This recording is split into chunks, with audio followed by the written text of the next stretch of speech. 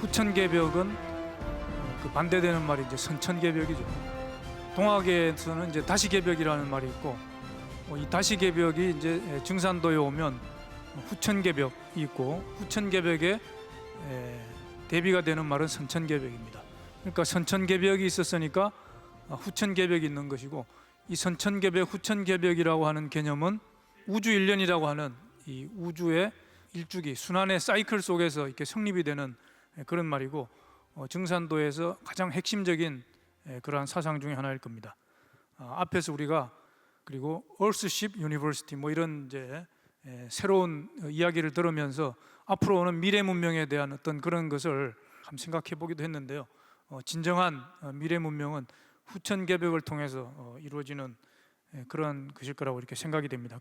자, 먼저 발표해 주실 분은 선후천과 개벽이라는 제목으로 상생문화연구소의 양재학 박사님께서 발표해 주시겠습니다. 양재학 박사님께서는 충남대학교에서 철학 박사 학위를 받으시고 주로 이렇게 정역과 주역에 대해서 많은 연구를 하셨습니다. 그래서 김밀부의 생애와 사상, 주역과 만나다, 정역주의 등을 비롯해서 또 최근에 이렇게 주역과 정역을 통합한 신간을 이렇게 또 낸 걸로 알고 있습니다. 박수 부탁드리겠습니다.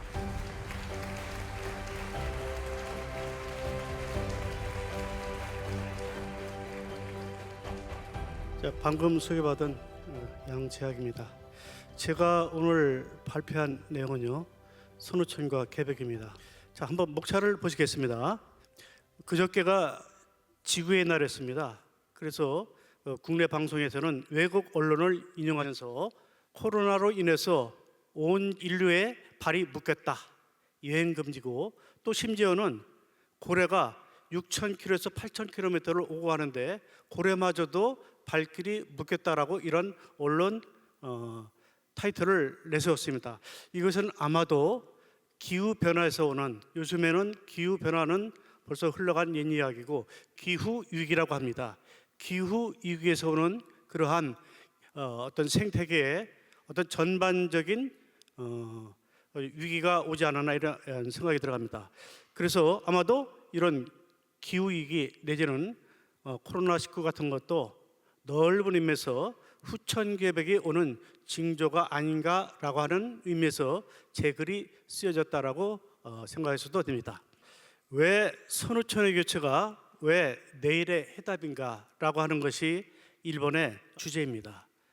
자, 선후천이라는 말은 원래 주역에서 나오지만은 주역에서 말하는 선천과 후천이라고 하는 것은, 선천이라고 하는 것은 지금 우리가 살고 있는 이 시대를 잉태한 어떤 시간의 자궁에서 비롯된 그러한 형용사적인 의미를 가는데, 적어도 증산도 사상에서 얘기하는 선후천 교체라고 하는 것은 선천이 후천으로 뒤바뀐다라고 하는 형용사가 아니라 동사적인 의미를 갖고 있습니다. 그런데 2500년 전에 공자가 설계전에서 이런 선후천 문제를 얘기를 했지만 19세기 동북아에서 싹튼 새로운 선후천론은 선천이 후천으로 뒤바뀐다라고 하는 아주 파천왕적인 어떤 근본적인 전환을 외치고 있습니다. 두 번째는 선후천과 후천개벽의 참뜻. 그래서 우리는 선천은 상극이 지배하는 세상이고 후천은 상생이 지배하는 세상이기 때문에 상극에서 상생으로 바뀐다라고 하는 것이 후천개벽의 참뜻이다라는 것을 얘기하고 있습니다.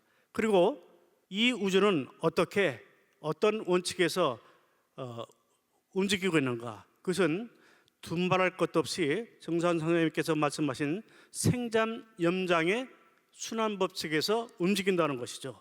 그리고 그것은 하나의 원리이지만 그 원리를 구체화하시는 것이 방탄신도죠. 그러니까 생잠염적인 원리라고 한다면 방탄신도는 변화를 강조하는 그런 우주론에서 이기론에서 기적인 측면이 강조될 것입니다. 그리고 이런 후천개벽은 어떻게 오는가라고 하는 것을 얘기를 하려면 시간의 문제를 얘기하지 않을 수 없습니다.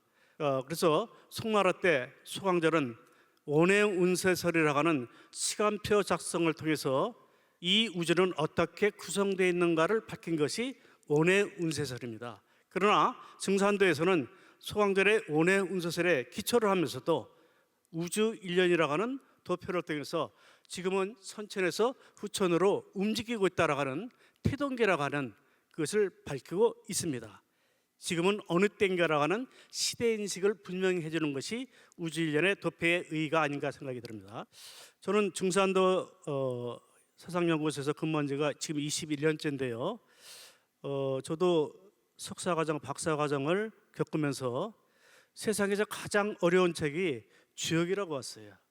또 주역이라고 하는 조그만 산을 건너니까 정역이라고 하는 또 커다란 산맥이 있어요.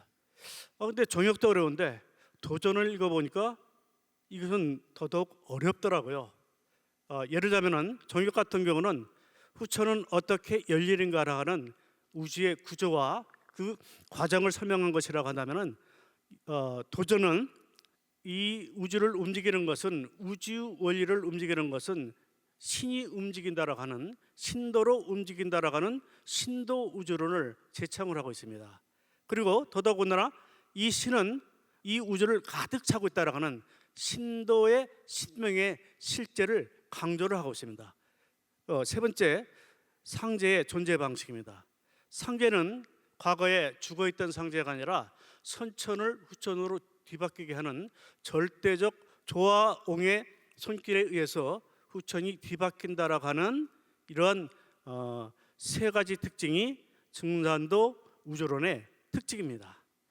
자, 세 번째로서 생명과 시간의 새로운 창조입니다. 우리는 갑자울주 병인정묘라고 하는 60갑자 원리를 외울 수 있으리라고 생각합니다. 이 천간지지 속에 담겨 있는 것은 우주가 어떻게 돌아가는 것은 말할 것도 없고 역법의 기초 법칙이죠. 더더군다나 증산도 사상에서는 천간지지 속에 어떤 시간의 방정식으로서 DNA로서 질소화된 것이 천간지지로 인식을 합니다. 예를 들자면은 우리가 시간이라고 하는 것은 보통 과거, 현재, 미래로 흘러간다는 것이죠. 그래서 현대과학에서도 연력법 법칙에서는 뜨거운 커피는 반드시 식는다는 겁니다. 거꾸로 식은 커피가 뜨거운 커피로 되돌아갈 수 없다라는 것이죠. 이것은 과거에서 현재에서 미래로 흘러간다라고 하는 과학적인 시간입니다. 그러나 이 60갑자 원리 속에는 또 증산도 사상에서 말하는 것은 과거에서 현재에서 미래로 흘러가는 것은 눈에 보이지 않는 시간의 법칙이고 눈에 보이지 않는 시간의 진리라고 하는 것은 현재에서 과거를 거쳐서 미래로 흘러간다라고 하는 시간의 두 가지 방향성을 제시를 하고 있는 것이 바로 순역의 법칙입니다. 그리고 세 번째에서는 하늘과 땅의 순결로서 도전에 나타내는 바와 같이 천지지용입니다. 천지라고 하는 것은 하나의 본체라고 한다면 용이라고 하는 것은 작용입니다. 이 본체와 작용은 두 가지 손길로서 본체는 숨겨져 있다라고 한다면 그 본체를 현실적으로 움직이는 것은 바로 작용이죠. 이 천지지용 속에는 작용 속에 숨겨진 본체가 있다는 것이죠. 그래서 우리는 그 숨겨진 본체를 파헤치는 것이 바로 시간의 본성을 얘기하는 것이라고 보입니다. 그래서 정역사상에서는 그런 숨겨진 본체를 무극태극 환극 삼극이라고 하는데 무극태극 환극 삼극이 움직이는 그 운동의 방정식이 바로 윤료라고 얘기를 하고 있습니다. 자, 그러니까 정역에 보면 윤료조 음양이라는 것이 있어요. 윤료가 음양을 뒤바꾼다는 것이죠. 그래서 윤료가 음양을 뒤바뀌는 과정에서 생명이 완성되고 시간이 365와 4분의 1에서 360일이 된다라고 하는 그런 것을 얘기를 하고 있습니다. 그것이 바로 생명 완성의 길로서 삼변송도의 원칙입니다.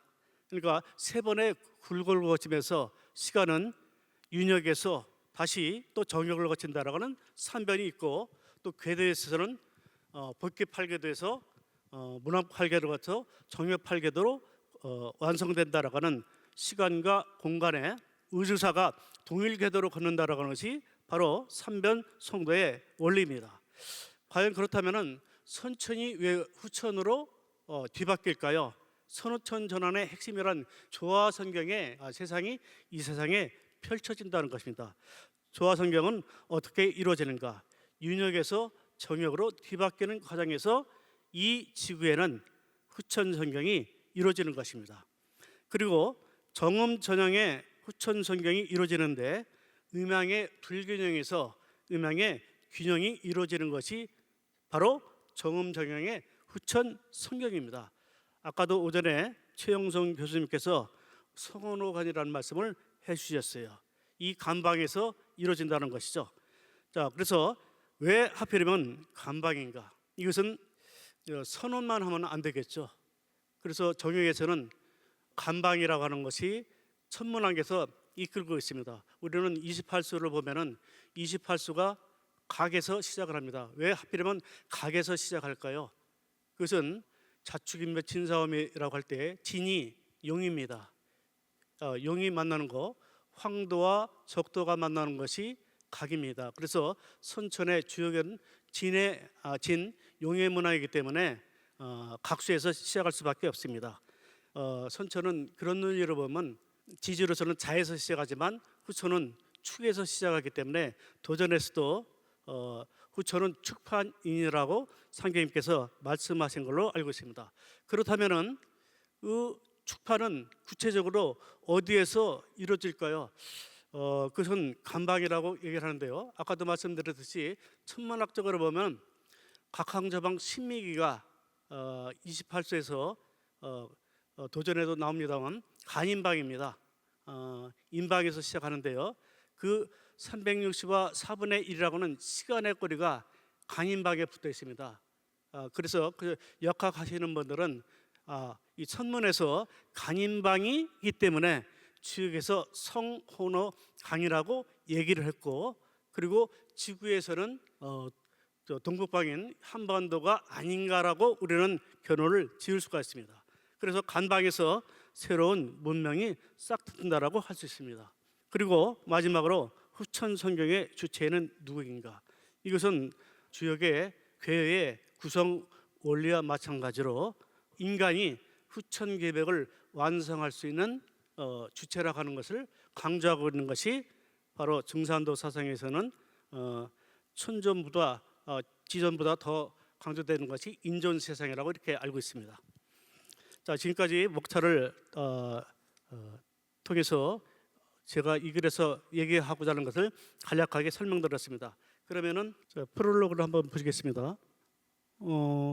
기상학자들은 지금은 이 기후위기는 과거로 되돌릴 수 없다라고 합니다. 아무리 미국을 중심으로 해서 사람들이 기후위기를 선언한다라고 하더라도 지나쳤다라고 합니다. 그만큼 기후위기는 굉장히 심각한 것 같습니다. 그래서 기후위기는 인류의 그런 그 운명수를 준 것으로 이렇게 파악이 되고요. 이것이 19세기 동북아 후천 계백에서 말하는 계백의 징조라고 할 수 있습니다. 증산도 사상에서는 계백을 자연 계백 또 그리고 문명 계백, 이 인간 계백으로 생각하는데요. 저 같은 경우는 자연 계백을 중심으로 이 글을 쓰고 있습니다. 자, 자연 계백의 그 실체가 바로 후천 계백이죠. 후천 계백은 어떻게 오는가? 이 과정을 논리적으로 설명해 보려고 한 것이 이 글의 주제입니다. 선후천론은 공자 이후 1500년 동안 선천과 후천에 대한 학술적 논의는 계속 지속되었습니다. 자, 그러나 안타깝게도 공자가 제시를 하고 그 후대에는 잠들어 있다가 소강절에 이르러 선천과 후천을 중심으로 주역을 새롭게 해석하는 학술이 태동이 됩니다. 선천과 후천은 우주의 두 얼굴이죠. 두 얼굴이에요. 여태까지는 선천 중심으로 우주를 들여봤다라고 하는 이 반성이 후천 계백을 강조하는 증산도 사상입니다. 선천 계백과 후천 계백을 이렇게 얘기한 것은 우선 선언적으로는 최수훈 선생이 선천 계백, 후천 계백을 선천과 후천을 나눴고요.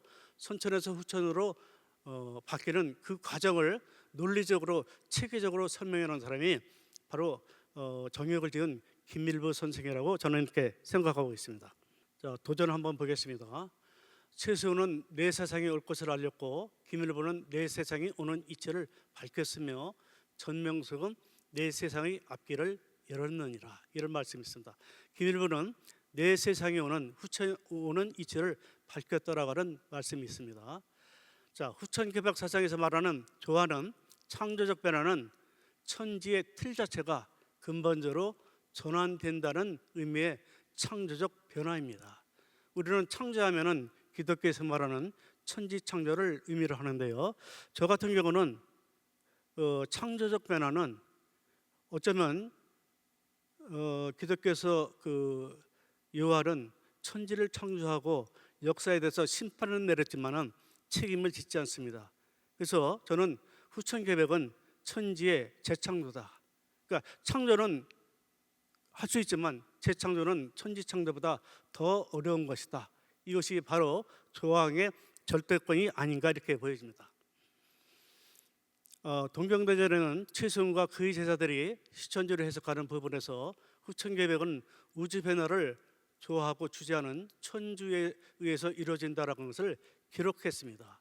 그래서 정산상제께서는 최재우가 육아의 낡은 틀을 벗어나지 못하였나니 나의 가르침이 참 동학이다라고 이렇게 말씀하셨습니다.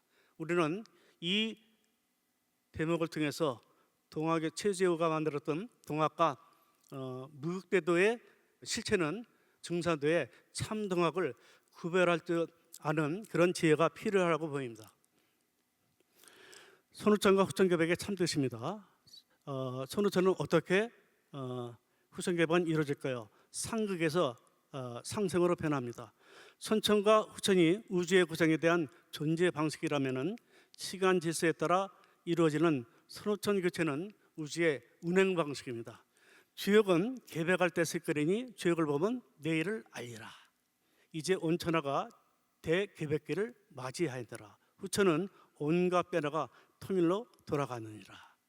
우주가 운동하는 기본 질서, 즉 제1법칙은 바로 생장염작입니다. 생장염작이라고 하는 것은 전 우주에 작용하는 질서의 총화로서 하늘에 으뜸가는 보편 원리입니다. 그리고 만물은 방탕신도라는 네 가지 특성을 가지고 변화합니다. 생장염작이 창조성의 원리라면은 방탕신도는 사물들의 변화 현상을 쉽게 설명할 수 있는 개념입니다. 방탕신도는 천지변화의 큰 법도와 기강이니라. 자, 이런 말씀이 있습니다. 자, 이것은 다음은 후천개벽과 우주일련이 있습니다. 소왕절은 우주가 한번 문을 열었다 닫는 커다란 주기를 12만 9,600년을 삼아 선우천 이론을 수립했습니다. 이것이 지구일련과 운해 운세설이 있는데요. 그래서 증산도 사상에서는 소왕절의 운해 운세설을 기초로 해서 우주일련을 통해서 선천이 후천으로 뒤바뀌는 것을 입증을 하고 있습니다. 다음 도표는 안운산 태상 동도사님이 우주일련의 저런 도표를 통해서 선천이 후천으로 뒤바뀐다라고 하는 것을 교육하시는 도표입니다. 이것은 꼭 인식을 해줬으면 좋겠습니다. 또 한 가지는 과연 우주일련은 그냥 우주 원리에 의해서 돌아가는 것이 바로 우주법도인가? 이것은 선천의 학자들이 얘기했던 것이고 승산도 사상에서 말하는 우주라고 하는 것은 신명에 의해서 움직이는 것입니다. 선천의 모든 아홉과 신명들의 원한과 도복이 천하의 병을 빚어내어 계절이 되느니라. 봄, 여름의 죄업에 대한 인과응보가 큰 병세를 불러일으키니라. 이런 말씀이 있습니다. 두 번째, 신도를 열은 후천개벽이 있습니다. 동학의 최재우는 새로운 우주의 탄생을 예고하는 비인격의 지구와 인격신의 천주를 결합하려고 시도를 했습니다. 두려워 말고 겁내지 말라. 세상 사람들이 나를 상자에 이르거를 너는 상자를 알지 못하느냐라고 직접 최수훈에게 신명체험을 해주셨습니다. 신으로 가득 찬 우주, 신도우주론이죠. 두 번째 보시면은 천지에 가득 찬 것이 신이다 이런 말씀이 있고요. 상대의 존재 방식, 증산상제께서는 내가 참하느니라 이런 말씀을 해주셨습니다. 세 번째, 생명과 시간의 새로운 창조에 대해서 들어가겠습니다. 천간지지의 그 시간의 비밀, 아까 말씀드렸듯이 육식갑자 속에는 벌써 그 육식갑자의 틀 속에 선천과 후천으로 뒤바뀌는 그 원리가 내재해 있다라고 하는 것이 바로 천간지지고, 그 천간지지를 하나의 우주법도로서 설명하는 것이 하도와 낙서입니다. 시간의 방정식은 어떻게 움직이는가? 순역 운동이죠. 하도와 낙서의 반대로 벌어진 오늘의 사나라 수천 년 동안 수말로에 펼쳐져 있구나. 그러니까 증산도 사상은 하도 낙서를 통해서 인식하시면 될 것으로 보입니다. 하늘과 땅의 숨결, 천지지용입니다. 이것은 포태양생, 육대관왕, 세병사상인데요. 또 반대로 또 거꾸로 되어 있죠. 이것을 순역 이론이라고 하죠. 포태양생으로 가는 것은 역이고 거꾸로 가는 것은 순입니다. 이게 순역 운동을 가지고 우주가 선천과 후천으로 뒤바뀌는 것을 설명하는 것이 천지지용입니다. 생명 완성의 길, 여기에는 증산도의 시간강이 담겨 있습니다.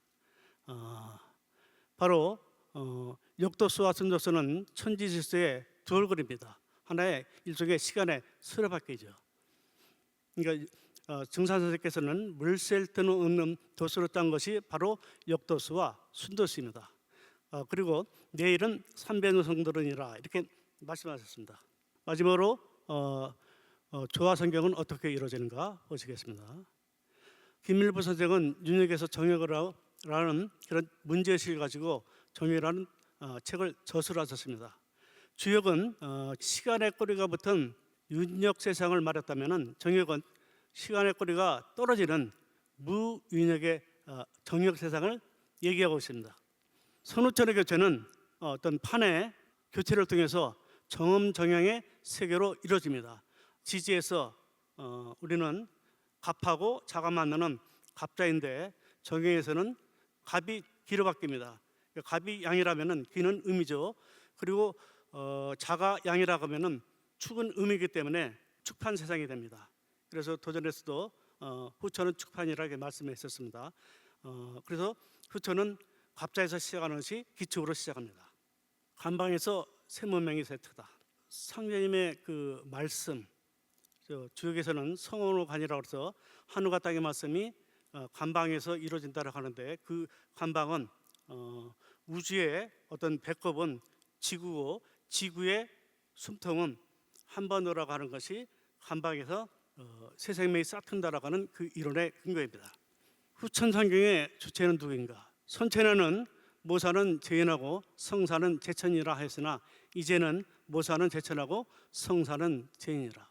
저는 증산도 사상의 연구소에 근무하면서 처음에 도전을 읽을 때 깜짝 놀랐던 것이 이 구절입니다. 이거 반대된 것이 아닌가 생각했는데 처음 오랫동안 공부를 하고 보니까 증산 선생님이 그만큼 인간을 지극히 사랑하셨다라고 하는 것을 느끼게 됐습니다.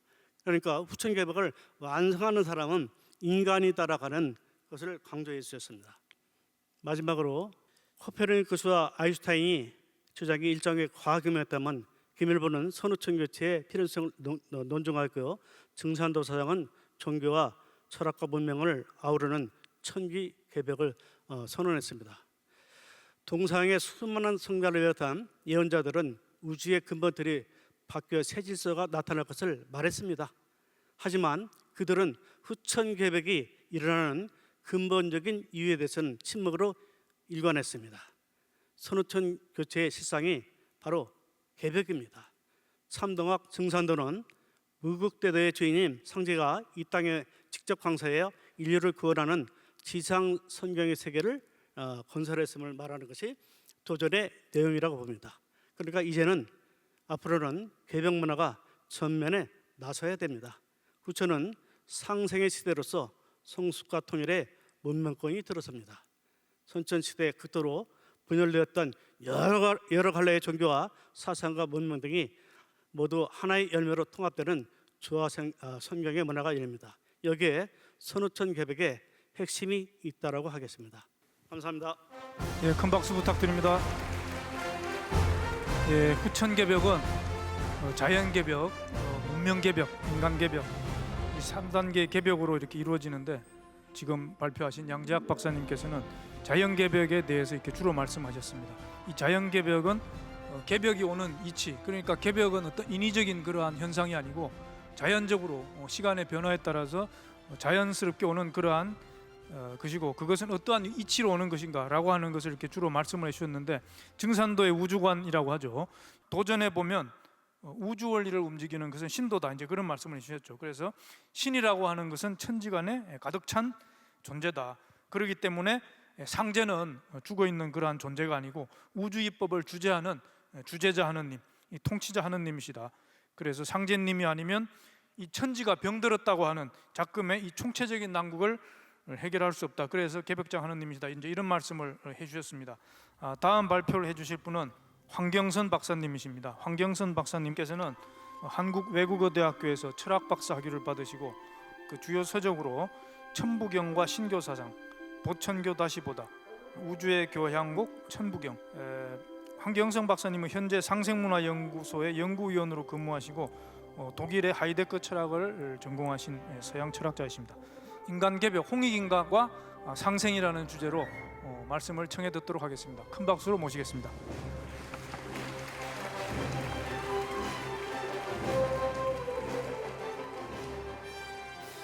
네, 증산도 상생문화연구소의 황경선이라고 합니다. 소개해 주신 대로 제가 오늘 말씀드릴 것은 홍익인간과 상생이라는 주제입니다. 제가 준비한 PPT 자료를 가지고 그걸 중심으로 시간을 엄수해서 말씀을 드리도록 하겠습니다. 먼저 이제 이 글의 의도와 진행 어떻게 이루어졌나를 말씀을 드리면, 일단 그 한자로 생, 또 우리말로 살림이라고 하는 것의 의미를 그 문자적으로 또 철학사적으로 분석을 해서 그러한 의미의 살림이 홍익인간에 있는 것을 확인하고, 그래서 그러한 생과 살림, 서로 살림으로서의 홍익인간 이념이 증산도 상생 안에서 수렴되고 있다. 이것을 이제 보이려고 하는 글입니다. 그래서 먼저 살림의 의미를 어떻게 이해하길래 이게 홍익인간과 연결되느냐. 그래서 살림의 의미를 일단 그 국어 사전에서 이 생의 의미를 어떻게 풀이하고 있는가. 거기에 살리다의 사전적 의미를 보면 생명체를 제대로 생명 현상을 이어나가는 상태가 되게 하다, 이런 뜻이 있고, 힘이 잃거나 힘이 줄어든 상태에 있는 것을 제대로 돌아가는 상태가 되게 하다, 또 제 기능을 가진 상태가 되게 하다, 이런 의미가 있습니다.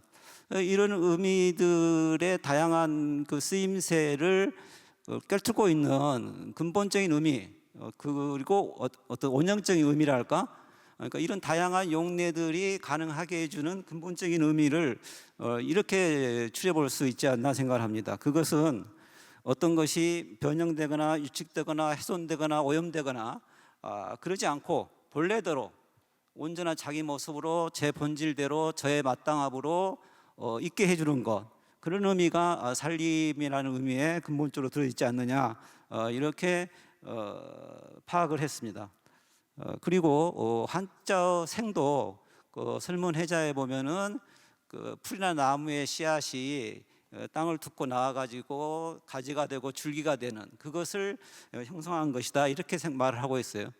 여기서도 보면은 우리가 그 나무를 만드는 게 아니고 나무 자체에 어떤 가지고 있는 그 생명의 동력으로 인해서 스스로 나무가 되도록 해주는 그런 뜻을 담고 있다는 거죠. 그러니까 이것도 역시 내가 인위적으로 강제하는 건 아니지만 그 자체가 그것에 실현돼야 될 바의 모습으로, 본질로, 예를 들면 씨앗이 실현해야 될 그 본질은 뭐냐면 나무겠죠. 성숙한 나무. 그 씨앗이 성숙한 나무가 되도록 해주는 것, 그것이 생이라는 거죠. 그러면 우리말 살림의 의미하고도 그것은 똑같지 않느냐, 이렇게 생각을 합니다. 주자도 이제 그 생이를 설명하기를 방금 말한 첨오형으로 설명을 하고 있어요. 또 제가 이제 검토한 것은 어지린의 뜻을 생으로 풀이하는 그 신유학의 경우도 한번 제가 살펴봤는데, 거기서도 역시 그겁니다. 이 하나의 대상이 가지고 있는 부여받은 바 본성 혹은 명을 실현토록 해주는 것, 그렇게 천지가 이렇게 화육하도록 내가 참여하고 돌봐주는 것, 이런 식으로 생을 이해하고 있어요. 그 생이 신유학에 따르면 어지린자고, 어지린은 또 그것이 인간의 본질이고, 그러니까 인간은 어지린자이고 그것은 생이라는 거죠. 그러면 이제 이러한 그 살림의 뜻이 이 홍익인간하고는 어떻게 연관되느냐? 홍익인간은 뭐 기본적으로 여러분도 알고 있고 저도 잘 알고 있듯이 널리 인간을 이롭게 하라 이렇게 이제 알고 있습니다. 널리 이롭게 한다라는 말도 물론 굉장히 소중한 말이지만 또 한편으로 보면은 도대체 이롭게 한다는 게 약간 막연하게 들리는 것도 사실입니다. 그 자체도 물론 이제 드높고 높은 숭고한 의미이지만은 이때 이롭다는 말을 우리가 어떻게 알아들여야 되느냐? 적어도 분명한 것은 홍익인간이 이념으로 운영되던 그런 그 시대 속에서 그 사람들의 정신과 가치 속에서 홍익인간의 말하는 그 이로움이 설명되지 않겠는가 이렇게 생각을 하는데, 이 이롭다라는 말은 적어도 이제 이 서구 철학의 경우에 그리스에서는 어떻게 이해를 했냐면 이롭다는 것은 그러니까 선이라는 말로 설명하는데 그러니까 소망스럽다, 바람직하다의 그 선이죠. 그 선이라고 하는 뜻이 유익하다, 이롭다라는 뜻이라는 거예요. 그런데 우리가 어떤 대상을 위해서 그것을 가장 이롭게 하는 것, 그것을 가장 도움이 되게끔 하는 것 중에서 가장 근본적인 게 뭐냐? 그것은 역시 그것인 바가 되도록 해주는 것, 이렇게 말을 할 수 있겠죠. 그래서 플라톤에게서는 이 최고의 이데아라고 하는 최고의 존재자가 이제 가장 선한 건데, 최고선인데, 그 최고선은 지금 말한 바의 의미에 따라서 이롭게 하는 거야 돼요. 근데 어떻게 이롭게 해주느냐? 그것은 이데아를 이데아에게 하고, 또 그럼으로써 그 이데아가 모든 세계의 사물들을 그것인 바 그것으로 존재하게 해주는, 그러니까 그 자체로 있도록 해주는 그런 이로움을 최상의 위치에서 하고 있기 때문에 최상의 존재자를 최고의 선이라고 그러는 거죠. 이런 의미로 볼 때 홍익인간에서 이로움을 주는 것, 그것은 곧 그것을 본질로, 그것의 어떤 본래대로 제자리 제모습으로 있도록 해주는 것이다. 이렇게 홍익인간의 의미를 설명할 수 있지 않느냐 생각을 합니다. 말씀드렸듯이 그렇다면 홍익인간의 이념이 확인되고 우리가 이해하려면 홍익인간에 의해서 유지가 되던 그런 사회의 모습이라든가 정신이라든가 가치들 우리가 알아봐야 되는데, 그런 방편으로 이 동의에 대한 여전 기록들을 살펴봤습니다. 동의에 대한 규정은 쉽지 않다는 것은 알고 있는데, 적어도 동의는 중국과는 다른 결의 족속이고, 또 그들의 활동 무대가 발해, 산동반도, 만주, 한반도 등지이니까 적어도 우리 한민족의 어떤 뿌리다라고 말하는 것이 충분하게 일리가 있다고 생각합니다. 근데 이 동의에 대한 중국 문헌의 기록들을 보면 동방은 이제 이라고 하고, 그것은 어지고 살리기를 좋아하고 또 군자가 죽지 않는 나라이고, 또 이런 구절도 있어요. 동이들처럼 행동하면 복이 내린다, 이런 말도 있습니다. 동이가 어떻게 살았길래 동이는 복을 받는 것일까? 뭐 이런 의문을 줄 수 있는 거죠. 그래서 이제 이런 문맥 속에서 보면은 제가 한 가지 이제 뭐 주제와는 크게 다를 연관이 있는 건 아닌 것 같지만, 단군 신화에서 이제 곰이 사람의 형상을 혹은 사람의 몸을 이제 얻었다, 뭐 이렇게 설명할 때 우리가 그 사람의 의미도 이런 문맥 속에서는 다르게 봐야지 않느냐. 또 실제로 그 고조선의 그 신화가 곰과 호랑이로 이해되는 것이 아니고 곰과 호랑이를 토템으로 하는 그 어떤 족속이다라고 하는 것은 다 일반적으로 받아들이고 있는 얘기니까, 그런 역사적 사실에 비춰볼 때도 이 인형, 사람의 모습, 인신, 사람의 몸, 이런 것들도 다르게 봐야 되지 않겠는가 이렇게 생각을 합니다. 지난 시간 아침에 최영선 선생님의 스승님으로 언급이 된 유승구 선생에 의하면은 이 어제인자는 사람인자에서 나왔는데, 이 사람인자의 본래적인 각본 문자 그 형태는 동의를 가리킨다고 그래요. 그러면서 이제 중국의 라오간이라는 학자의 주장을 소개해 주는데, 이 사람이 말하기를 원래 인간이란 사람이라고 하는 것은 군자국이었던 동이를 가리키는 고유한 이름이었는데, 이게 이제 인류를 가리키는 그런 보통 명사가 됐다, 이렇게 말을 하고 있어요. 그래서 이런 것들을 고려할 때 웅족이 사람이 됐다라고 하는 것은 곰이 사람이 됐다는 뜻보다는 웅족이 동이처럼 살고 또 동이에 가지고 있는 어지고 살리는 본성 그런 어떤 삶의 인간다운 삶을 이제 수락하고 그걸 받아들였기 때문에 이제 비로소 사람이 되었다. 이렇게 봐야 되지 않느냐. 물론 사람이 뭐 사람 같아야 사람이냐 뭐 이런 말이 있지만은 드디어 이제 웅족의 사람들은 사람 같아서 동이처럼 살아서 비로소 사람이 되었다. 이런 틀 속에서 인형, 사람의 형태, 사람의 몸이라는 그런 개념들을 우리가 이해해야 되지 않겠는가 이렇게 생각을 합니다. 그렇다면 제가 이제 홍익인간은 살리는 것이고 그 살린다는 말은 그것이 본래적으로 있도록 있어야 할 바의 모습으로 있도록 살리는 것이다. 이렇게 이제 그 규정을 했는데 그렇다면 살려야 될 인간의 본질이 뭐냐?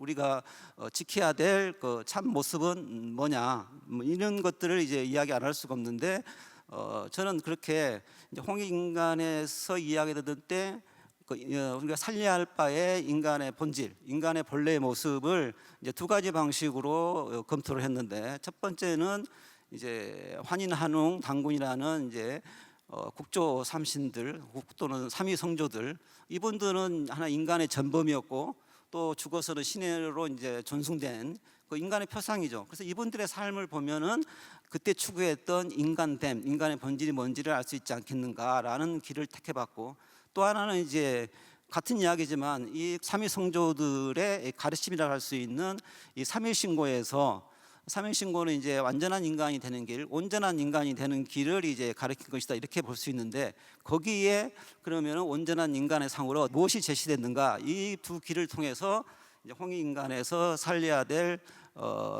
참된 인간의 모습을 찾아본 거죠. 근데 주로 제가 참고한 것들은 이제 이른바 그 선도 문헌들이고 한당곡에 실려 있는 내용들인데 그래서 이분들의 그 간략한 기록이지만은 거기를 통해서 유추해 보건대 이분들이 지향한 삶은 인직선 사람의 본질을 어떤 선으로서 보고 그걸 지향했던 삶을 살았고 그걸 가르친 게 아니냐 이렇게 생각을 할 수 있겠죠. 실제로 당군이라는 말도 이제 뭐 이능화 선생님이 밝히셨듯이 제사를 지내는 천재 제사를 지내는 제사장이면서 신이나 또 신선 선의 의미를 가지고 있다 이렇게 말을 하고 있습니다. 그래서 그걸 볼 때 이 국유삼조가 우리들한테 몸소 보인 바의 참된 인간의 삶이라고 하는 것들은 참나로 거듭나서 하느님을 섬기면서 성통공헌하고 그래서 장생과 조화의 복락을 누리는 삶의 삶을 지향했다. 이렇게 확인이 되고 그래서 결국 어떤 하느님 신앙과 성통 공안이 그 한국 고대 어떤 그 삶의 핵심적인 가치였다 이렇게 이야기를 합니다. 이것은 저의 뭐 개인적인 주장이기도 하지만은 또 도가 공부하시는 선생님을 통해서도 확인될 수 있는 정도의 어떤 이렇게 합의가 된 내용입니다. 저는 이제 거기에 덧붙여서 그런 신앙, 하느님 신앙과 성통 공안을 통해서 얻어지는 것이 이제 선이다 이렇게 이야기를 하려고 하는 거고요. 그래서 아까 말씀드린 대로 이제 성을 통하고 공을 이룬 자만이 천국에 들어 영원한 즐거움을 얻으리라. 이건 삼일신고의 가르침이고 또 말씀드린 대로 국의 삼성조들의 또 가르침이기도 합니다. 스스로 참을 이루고 만물을 고루 구제하여 사람을 모습을 갖춘 대인이 되리라. 뭐 또 너의 무리는 오로지 하늘이 내려주신 법을 지켜 성이 통하고 공이 이루어지면 하늘에 이를 것이다. 그러니까 여기서 성통은 결국 자기의 본성을 통하는 거고 뭐 여기는 더 설명이 필요하지만은 일단 넘어가겠습니다. 그리고 공업의 안수라고 하는 것은 신의 뜻을 내가 사역한다고 말할 때 그것은 결국 환인이 환운에게 내렸던 홍익인간의 가르침이겠죠. 그리고 이제 그렇게 해서 얻을 수 있는 영원한 즐거움이라든가 대인이라든가 또는 하늘에 이르는 조처는 어떤 선의 경지가 아니냐 이렇게 생각을 한다면 삼일신고의 가르침도 그 삼성조들의 삶과 일치하는 그런 내용을 이야기하고 있습니다. 그래서 홍익인간은 인간을 그의 고유한 본질로 있도록 살리는 것이다. 이것이 어떻게 나왔는지를 앞에 설명드렸습니다. 그리고 삼성조의 삶과 가르침이 밝히는 인간의 참됨은 성통공안에 있다. 이것은 천지의 어떤 신성과 하나가 되는 것. 그러니까 내가 내 성품을 틔운다는 것은 내 안에 간직되어 있는 혹은 갇혀져 있는 신성, 그 밝은 마음을 튀어가지고 천지의 신성과 하나가 된다는 거겠죠. 그런 의미를 이야기하고 있습니다. 그런 가운데 신을 섬기고 그 뜻에 따라서 홍익인간을 실천하는 삶, 그것이 이제 인간의 참 모습이다. 그리고 이 살림은 서로 살림, 상생으로 될 수밖에 없다. 말씀드렸듯이 삼신이라고 하는 우주의 어떤 한 근원에서 모든 것이 유래하기 때문에 내가 그 우주 하나와 하나가 돼서 성통을 한다는 것은 다른 모든 것들과 함께 또 제자리의 제 모습을 찾는 거고 그 하나의 근본으로 돌아가는 거기 때문에 내가 사는 것은 결국 다른 것과 함께 산다는 것이고 다른 것이 산다는 것은 곧 내가 산다는 것이기 때문에 이 사회 공간에서 살림이라는 것은 서로 살림일 수밖에 없다, 이런 이야기입니다. 그렇기 때문에 결국 그 상생이라고 하는 것은 어떤 국지적으로 또 개인적으로 이루어지는 것이 아니고 전체의 틀 속에서 이루어지는 것이고 또 전체가 말씀드린 대로 우주의 한 근원 안에 돌아가서 자신들의 마땅함을 찾는 그때 나의 참나도 이루어지는 것이기 때문에 상생은 우주 한 생명, 우주 일가 안에서만 온전히 성취될 수 있다. 이렇게 이야기가 정리가 됩니다. 그리고 이제 제가 뒷부분에 말씀드리는 내용은 이제 이런 내용이 홍익인간이 증상도 상생 안에서 발견되고 실현되고 있다라는 것을 이야기하려고 하는 거죠. 그 전에 또 하나 덧붙여 말씀드리고 싶은 것은 이 홍익인간은 이제 우리의 삶이 근원했던 어떤 시원이고 유래라고 할 수 있습니다. 근데 이걸 이제 저는 하이데거를 전공했으니까 하이데거식으로 설명하자면 우리의 유래라고 하는 것은 언제나 미래가 되는 거죠. 무슨 말이냐면 내가 근원했던 바에 어떤 시원, 내가 실현해야 될 바로서 내 앞에 닥쳐오는 것이죠. 그런 점에서 미래가 되는 거죠. 그런 그 시원의 약속이 우리가 미래에 성취돼야 된다, 이런 이야기죠. 뭐 이런 특징을 우리가 증산도 상생 안에서 발견해 보려고 하는 거죠. 그리고 이제 이러한 설명 가운데 이미 말씀드렸지만은 이렇게 우주 한 생명 한 일가 안이 이렇게 생으로 서로 얽혀 있다면 살림이라고 하는 거, 생이라고 하는 거, 서로 살림이라고 하는 것은 우주 전체의 어떤 도고 로고스고 우주의 문법이다. 이렇게까지도 이야기할 수 있는 거죠. 그러면 이제 증산도 상생의 아로 들어가 보도록 하겠습니다. 바로 나옵니다. 내 도는 곧 상생이니, 이렇게 나옵니다. 그러니까 이 앞세상에 이끄는 삶의 문법이나 노고스나 도는 상생이라는 거죠. 따라서 상생을 지키는 삶은 이제 천도를 따르는 삶이 되겠죠. 그렇다면 이 이제 증산도에서 이 상생, 홍익인간으로서의 상생은 특별히 이제 역사적이고 현실적인 건데, 그거는 제가 많이 설명드리지 않아도 이미 이제 저희 연구소 동료분들 앞에서 이야기 드렸던 바로 이 개벽의 환란 속에서 인간을 살리는 그런 상생의 실천으로 실현됩니다. 그러니까 개벽기에 이제 인간이 그 환란 속에서 사람을 건져내는 상생은 그 죽음의 순간에 사람을 그냥 구하는 거기에 그치는 것이 아니고 이들을 새로운 진리로 새로운 성경 세상으로 이끄는 그러한 의미가 있으니까 결국은 내가 참나로 거듭나고 또 나의 그 참나가 되는 그 진리로 다른 사람을 살려서 다른 사람도 또 그들의 마땅함으로 그의 참된 인간됨을 실현할 수 있도록 해주는 것, 이렇게 상생이 전개가 된다라고 이야기를 하겠습니다. 그리고 증산도에서는 이제 그렇게 해서 세상을 살리고 통이라는 것을 이제 의통이라고 그러는데요. 천하의 직은 병들어 죽어가는 삼계를 살리는 일이요, 천하의 업은 상계 문명을 통일하는 일이니라. 성스러운 직이고 성스러운 업이니라.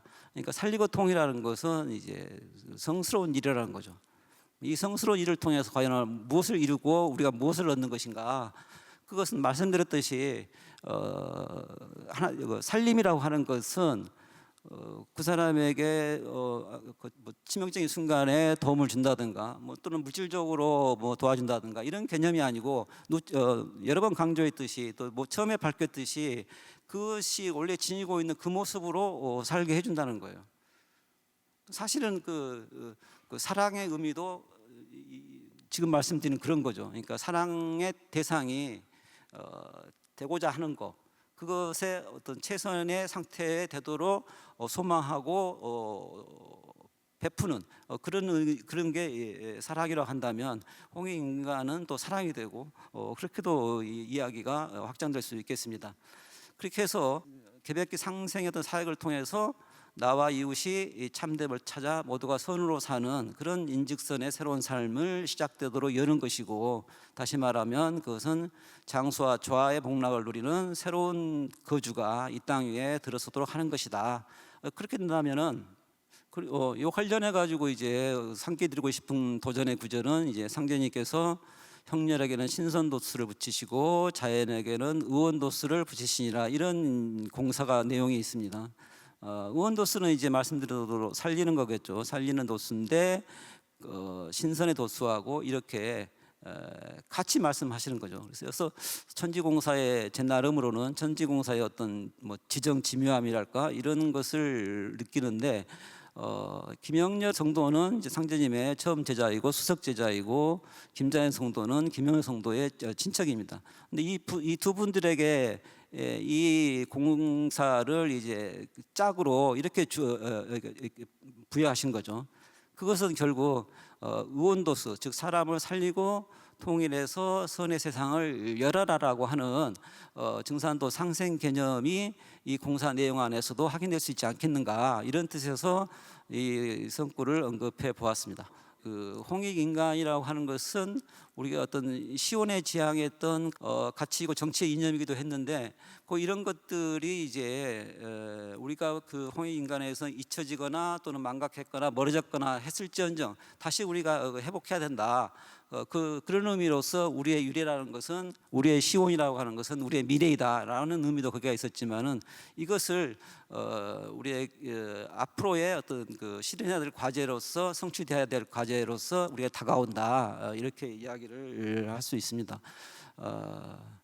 그래서 그 최초에 있었던, 그러니까 네가 성통공활하면 하느님을 나를 섬기고 성통공활하면은 장생과 조화의 복락을 누리게 된다라고 하는 것이 일종의 어떤 우리들의 시원에 주어진 과제이고, 또 하늘로부터 우리에게 약속받은 내용이라면, 근데 사실은 이런 그 언약, 약속은 수훈 최재욱에서 발견됩니다. 그러니까 다 아시는 분이 있겠지만은 수훈 최재욱가 천상문답을 통해서 천상의 상제님과 대화하는 내용을 보면은 상제님이 강조하는 것은 이제 네가 내 도를 잘 펴가지고 사람들을 질병에서 건지면 너도 장생하게 해주겠다.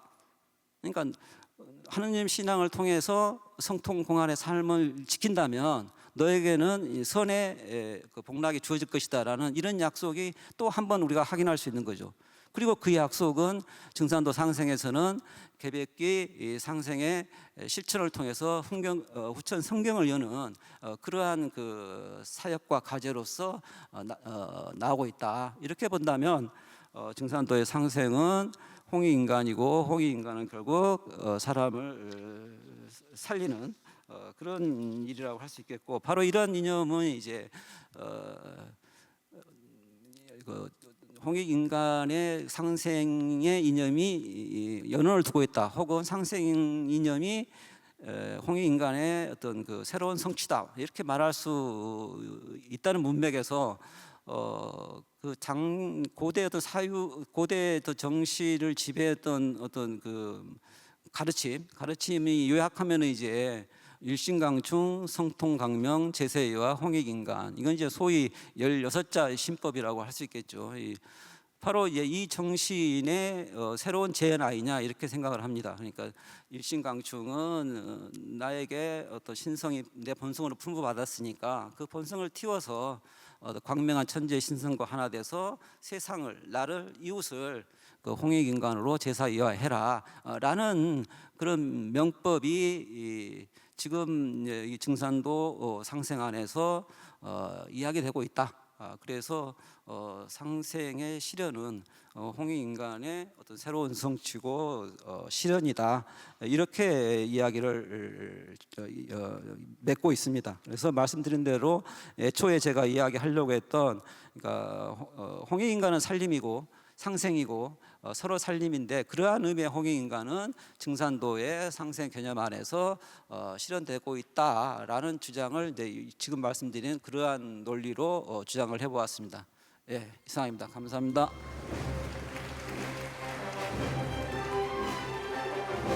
예, 감사합니다. 예, 인간 개벽, 홍익인간과 상생이라는 주제로 황경선 박사님께서 말씀을 해주셨는데, 후천 개벽의 3대 주제 중에서 가장 중요한 것은 사실은 그 인간 개벽이라고 볼 수가 있죠. 그래서 그 부분에 대해서 말씀을 해주셨습니다. 우리가 자연 개벽을 통해서, 그리고 문명 개벽을 통해서 후천 개벽을 맞이하더라도 인간이 지금과 같은 어떤 이런 모습, 이런 삶을 유지한다라고 하면은 후천 성경이라고 하는 것은 사실은 의미가 없습니다. 그래서 우리는 진정한 인간이 완성되는 그러한 그것을 이렇게 성취를 해야 되고, 그것이야말로 진정한 인간 개벽인데, 그 길은 국조 삼신의 어떤 그런 그 삶이라고 하는 것은 인류 삶의 어떤 원형으로서 어떤 신선의 어떤 그런 삶, 이것은 바로 인류의 원형선으로 이렇게 이야기할 수가 있고, 또 완전한 인간이 되는 길은 삼일신고에 있었던 성통공안하는 그러한 삶이다. 그래서 그것이 곧 인즉선, 이제 이런 말씀을 해주셨는데, 사실은 이제 후천 선문화를 이제 인간 개벽을 통해서 열어가야 되는 것이고, 그것은 신선도수, 의원도수, 이런 것을 통해서 우리가 성취할 수 있다, 이렇게 정리를 할 수가 있습니다. 감사합니다.